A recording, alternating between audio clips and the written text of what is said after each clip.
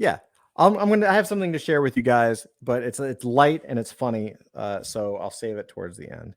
So here we go. I'm going to pop over to the desktop again. All right, here we go. So this is from Will, and it's entitled "I Quit." Clickbait. So this is Will X Lee at Will X Lee from the Littles NFT. So again, I'll read this and then we can talk about it. TLDR: sob story of a founder. To share some BTS so other founders can relate and know that it's okay to go through the dark emotional roller coaster of Web3. Hopefully, this will give you the strength and the courage to forge ahead. Let's dive.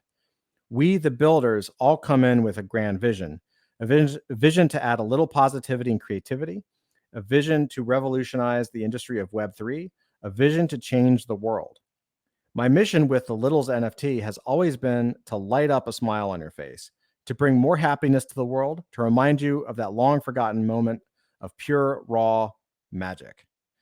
We have an amazing community of supporters, all these amazing people, just to name a few. We have some great partners: CyberKongs, Cool Cats, Kaiju Kings, Real Sup Ducks, and lots of supportive friends and peers along the way. That's an all-star cast, right? Those are fantastic. So to think that amongst the many foundational pieces that we are laying for the Littles NFT, entering into a partnership with world-renowned iconic brand Time Studio would definitely be a huge catalyst, especially for a 4-month-old company.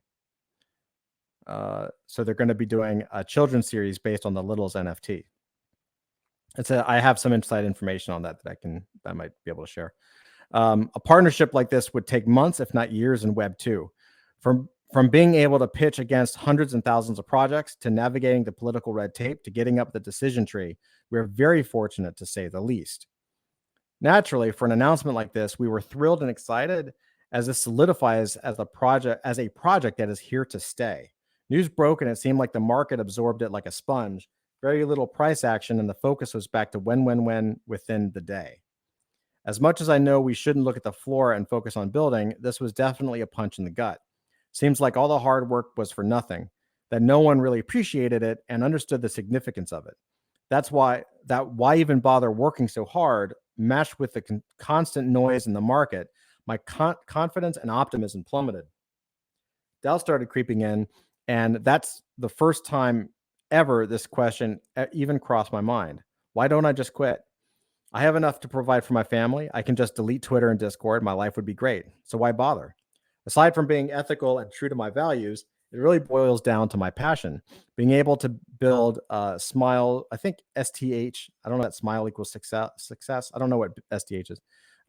Being able to build STH cool, STH wild, STH impactful, being able to bring more happiness in the world, being able to make my loved ones proud, a mission I've been on since the very beginning. It took me a few days to shake it off and find my bearings.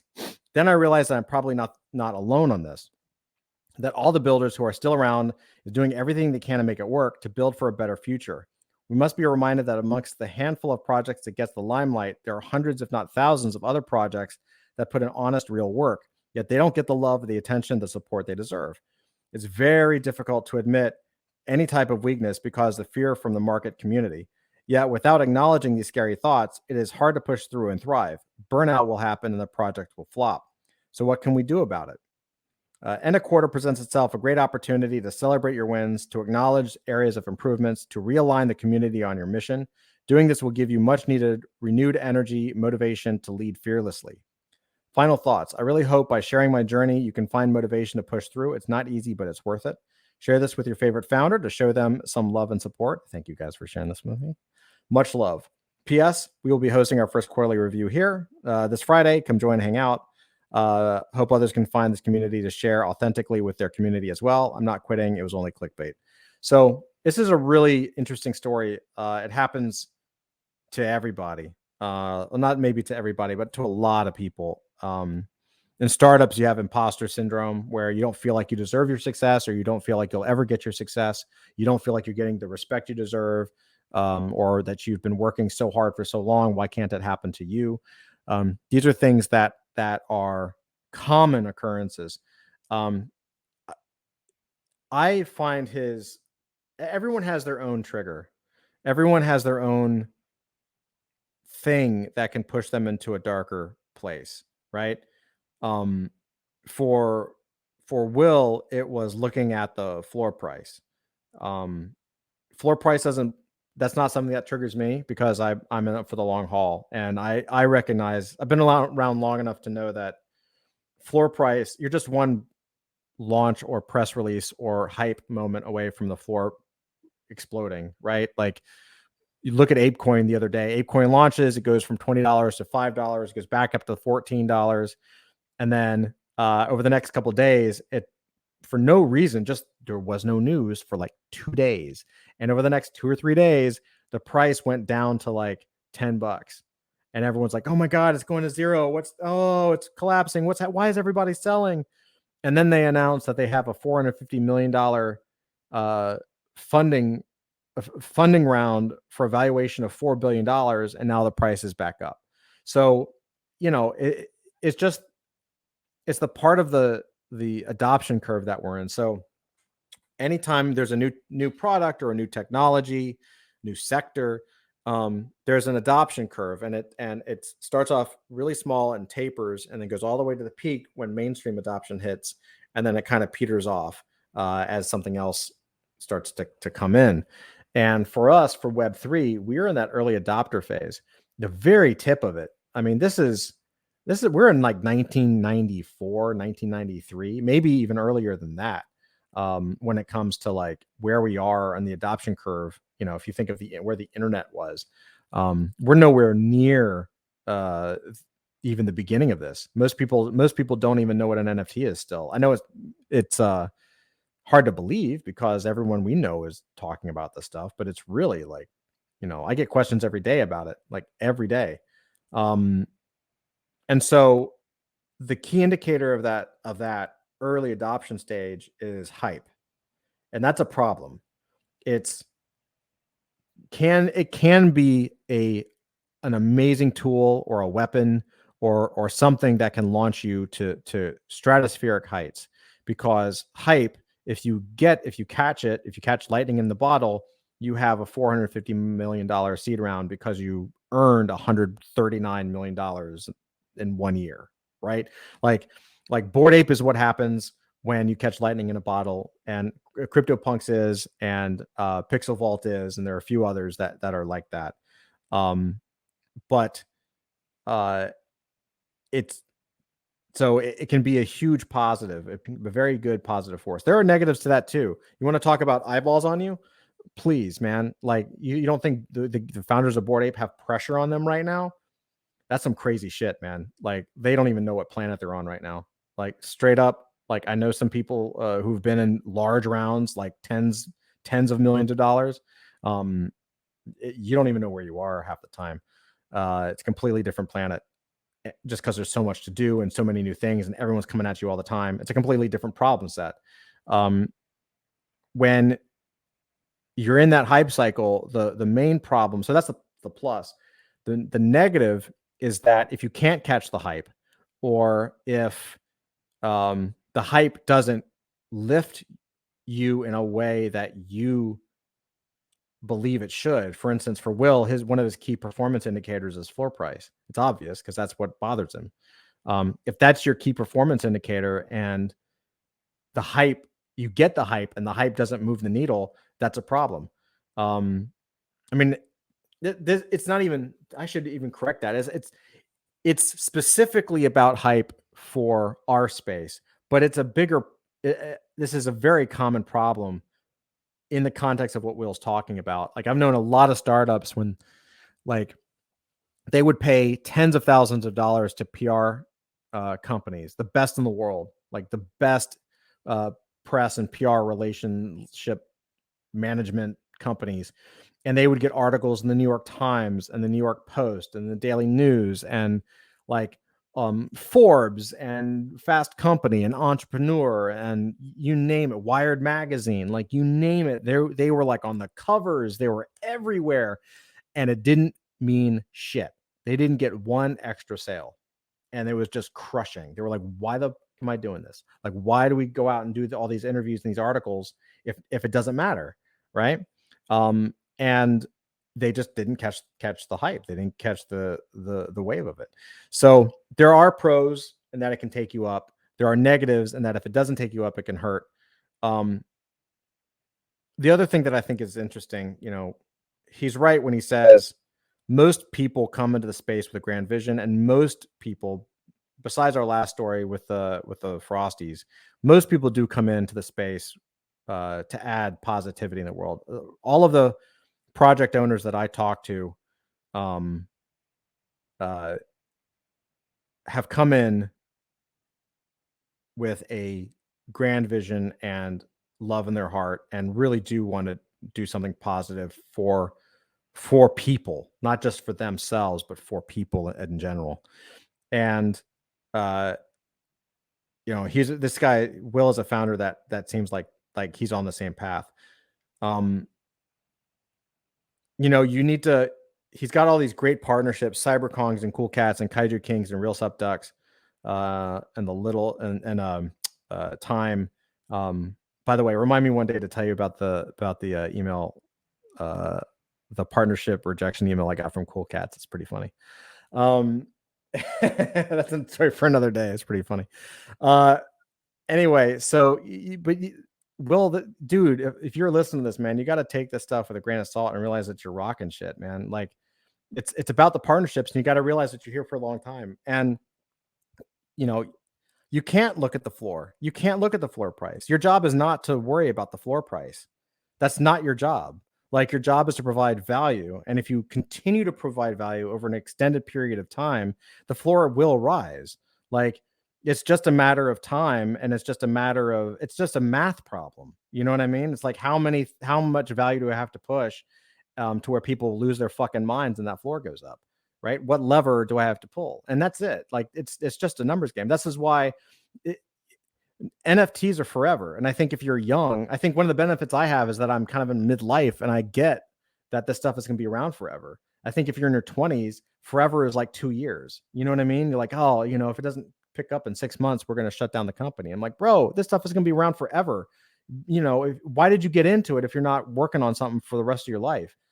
Doesn't mean you have to work on the same project the rest of your life. No, but you got to put your time in, man. Like, the stuff it's not magic, Okay, so you're not Bored Ape. Okay, cool. It doesn't mean you won't be in 6 months or 6 years or 16 years. Like, I've watched so many startups blow up and be the top of the game and just run shit with the hit at every party, the money from all the VCs, the rock star label, and then like 3 to 5 years later, no one's ever heard of them. Like, it's just no one's ever heard of the company. No one's ever heard of them. They faded out. They went away. And that's why you just stick in the game, dude. That's why you got to stick around. And I really mean it when I say that, look, I understand the value of floor price. Everybody listening knows that there's value in floor price. We all want the floor price to go up, right? There is definitely stresses related to building community. There are stresses related to making sure that people who have trusted you and have put their faith in you know that you're working all the time to do everything you can to make what they've put their hard-earned money in worth it, right? But sometimes it just takes time. And there are also different ways to look at those numbers, and I think the specific problem that Will has, in that he's looking at the floor price, and the floor price depresses him. It's like, there are different ways to measure, there are different ways to measure. That's why I say you got to do it for value. You got to go after value. Value is the only thing that matters. Like, if you've got partnerships with Cyberkongs, Cool Cats, Kaiju Kings, Real Sup Ducks, and Time, that tells me that you're doing everything you can to provide value. So just keep doing it. And you'll see how it works. If people dig it, then the next drop will sell out. And even if it doesn't sell out, then maybe the next drop after that sells out. You just keep going. You keep building, because 90% of these projects aren't going to be here in 2 years. Most of them, right? Like, you will be a legend. You'll be an OG just by being in this game in 5 years. If you're doing the same project in 5 years, you're an OG, like you're pretty much an influencer, period. But like, forget it. So I think there's different ways to look at it. It does go to a bigger point of the stress and the anxiety that comes with these projects. I don't think anybody can understand how stressful the launching an NFT project is or building an NFT project is unless you try it. It is not, so it is a startup, but it's different. The pressure is different than startups because, well, I'll give you an example. Like we've launched, Melissa and I as a couple have launched, we launched like half a dozen companies before this. Each one did better than the last and, yada, yada. But there was never the pressure. We never had the pressure of like, if it doesn't sell out on day one, the company's doomed. Like, you know what I mean? Like if we don't, like, where else on planet Earth in the history of all commerce has it ever been written that if we don't sell out 10,000 pieces, our company is done for? Like, that's insane. You're going to sell 10,000 products. If you sell 9,998 products, you didn't sell out. Therefore, your company is a failure. Your project is doomed. That's insane. And that is pure hype cycle mentality, right? You can sell out like it doesn't make, it's not logical. It's emotional, right? It doesn't make sense. If you sell 50 out of 50, you've sold out and it's great. If you sell 9,998 out of 10,000, the project is doomed. And this is why I say it. I've said it before and I say it over and over and over. It's like, if your project, if the complete success of your project is dependent on you selling out like day 1 or 2 or week 5, if your entire future of your company is based on you selling out the mint, then you don't have a business. What you have is a get rich quick scheme, because that is not how businesses run.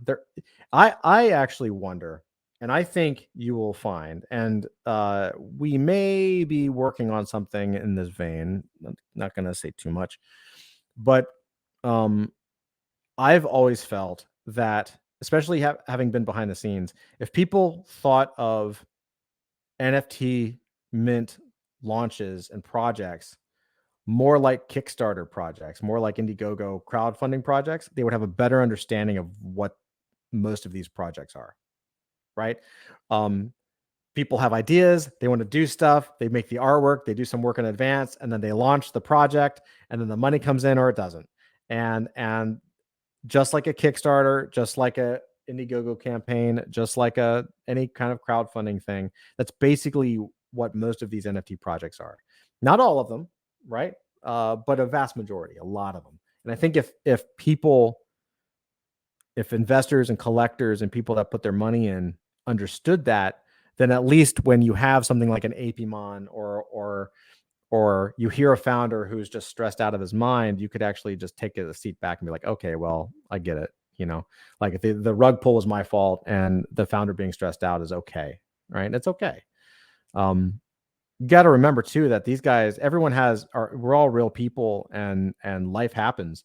We've had, I don't want to talk about it too much, but just behind the scenes, like, with just family stuff, like, Melissa is my spouse and she's a mom, right? And she's doing live coding and working on the smart contracts and doing everything. Like I've got daddy duty. She's got mommy duty, there have been like, we built this, most people, including us, built this through the time of COVID, right? Like we've all been through the whole, this whole period together. There's been a lot of deaths in our circle, in our team, like a lot of very close passings. And that's affected people. That's affected members of the team. But we've been fortunate that we haven't stopped. Everyone's been just putting 100% in. But it still is affected. It still affects you. It's still affecting people now. Again, I don't want to go too much into it, but there are, there are life things. So I think when you take all of this into consideration, and I think Will may be taking that imposter syndrome or that fear of failure, or that it's not going to work, or why am I doing this, and maybe projecting that onto the floor as a sense of validation, right? The floor doesn't go up, therefore my project isn't working, therefore I'm not good enough. And that's not the case. I actually heard about, I was wondering why I heard about the littles. I hadn't heard about the story, but I was and I had not heard about the NFT project. But I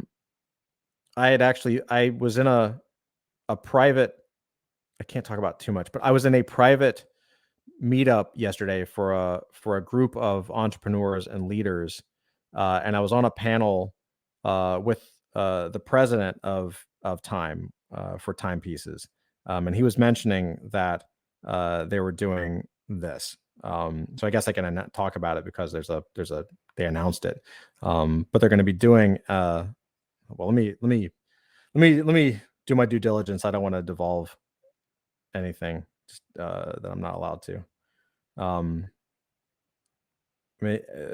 Expanding further on Time's initiatives, development's fourth property in space, children's series. Yes. Okay. So cool. So yeah, they're making an animated series off of. Oh, that's what I heard. I heard Robotos. Okay. So yeah, I heard about Robotos and I heard about the Littles. So they're doing like an animated shows, which is great, right? So that's huge, dude. Like that's not a small thing. Like that's should validate your piece, and there are smart collectors out there who will take advantage of it and support it, right? Or they won't. And if they don't, then it might not be a market fit, and that's okay. You can modify it, like change it. Anyway, does that make sense, guys? What do you guys think? This is kind of a deeper topic, so I'm curious. Pop in the chat. What do you guys think about this? What's your take on this? On founders kind of laying it on the line and being truthful and honest and kind of emotional. Is it a pro? Is it a con? What do you guys think? Pop it in there. Here, I'll pop back over to full screen while you guys do that. Yeah. Cool. Hopefully you guys will pop it in. All right. I know there's a lag. Anyway, so yeah, I think that we got to give founders credit. We got to give any founder, any project owner credit who like sticks it out and stays with it and is open about it. This is a plus, not a con. Like the fact that this person can come out and say this stuff is a pro, not a con. People need to be more transparent. It's very difficult to do. A lot of people don't have, it's very hard to put your emotions out there and be like, hey, this is the real stuff. It's very difficult. Let's see. Carrot says, I personally appreciate this kind of thing from someone. Yeah, I do too. It's very real. It's very honest. And it's also cathartic, right? Putting these projects together is a tremendous amount of work. And you would be amazed at how much work it really is behind the scenes. Like regardless of what the utility is, regardless of what someone's trying to put out there, if it's a team that's really trying to produce, it's a huge amount of work, because again, the difference is you're building in public with an audience that is ravenous and wants stuff like yesterday, right? If I was to launch a Web 2.0 company that was a software as a service product and something that charged like $99 a month or something, there's nobody gives a shit. It doesn't have to hit 10,000 sales in one day. I don't have to hit 10,000 customers in my first quarter. You know what I mean? It's very different. So you got to be super on your game. And look, you're going to see more of this. You're going to see more of this stuff because again, we're in the hype cycle. And so right now, hype is by definition manipulation. That's what hype is. It is not that hard to come in and be like, oh my God, guys, and just like pump it up. And people are like, what? No, I got to get this thing. And boom, you got a rocket ship. You get the right influencers, you pay the right people. you do the right things, step 1, step 2, step 3 equals profit. And that's great. But the problem with the people with the projects that are based on hype are going to have is that once that hype is done, you have the problem of building, and you have the problem of long-term building after hype, which is difficult. If you base your entire launch off of hype and you don't keep that hype up, it becomes very hard to then build for the long term because people get used to the hype. It's one of the reasons why we tried to be very transparent from the beginning. We definitely wanted to promote and we wanted to market and we want people to be excited about it. But excitement is different than just like balls to the wall hype and making people just like, oh, because, again, it's what I was saying. I've said for a long time, like, this is a long-term project. This is not a project for flippers. I've said that from day one. It really isn't. I mean, you don't invent a technology that de-ages over the course of 4 years for flippers. Like, that's not a flipper project. It's the definition of a whole project. So we knew going into it that we were kind of planting our flag on, like, look, we're certainly going to be hyping things up and we want people to be excited, but it is not going to be a hype project, something that, we would have expected 250,000 people in our Discord in 2 days. And then, all that crazy stuff. That's just not what we're about. Like, we're going to be here for 10 years at least. So, it's a long-term thing. So I hope that was valuable. Dusty says, I agree. Transparency is always appreciated. Yeah. And it's hard. It's really hard because, you never know, like with Will here, like, there may be things behind, there may be other things happening on the team, right? It may not be just this, right? He's got a team and there might be other people in the team that are just like, oh, I don't know what's working. Like, and it might just be affecting him. Like, you never know. Like, again, people are real. But he's doing the right thing. He's putting it out there as soon as he's able to. And, this has been building, right? Like, this isn't something that just happened to him. Here, I should share my screen as I scroll. This isn't something that just like happened to him. He didn't just feel like this and let it out. Like, he's been working through this, where does it say? I think he said it was taking him weeks or something. Took me a few days to shake it off and find my bearings.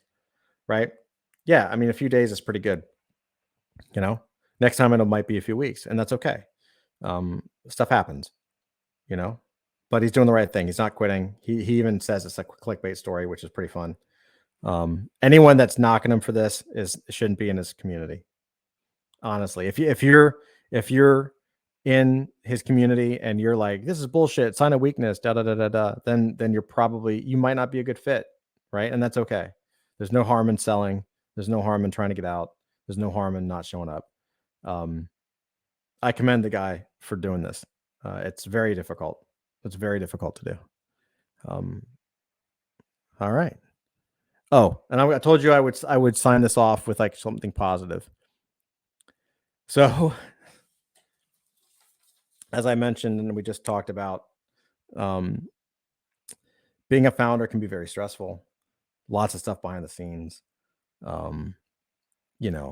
It's the most amount of work you could possibly do. It's just a tremendous amount of work. So I wanted to share with you what I'm going to call this. This is called